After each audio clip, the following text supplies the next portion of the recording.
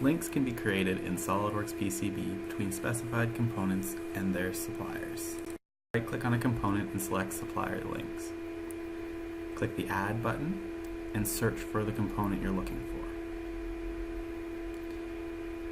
Suppliers who offer this component will appear. You can select the supplier from the list and click OK.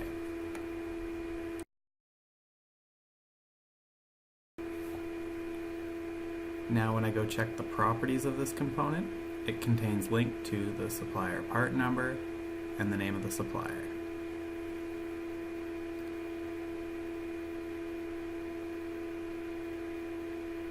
If I wanted to have more links than what that method gives me, I could use a different method. On the View tab, going to the Suppliers search, I can search for my same component, and the same supplier will show up.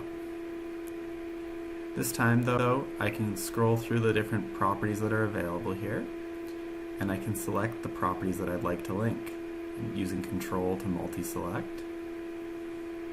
Then I can right-click and add parameters to the part, and then select the part I'd like to add them to and hit Escape to cancel the tool.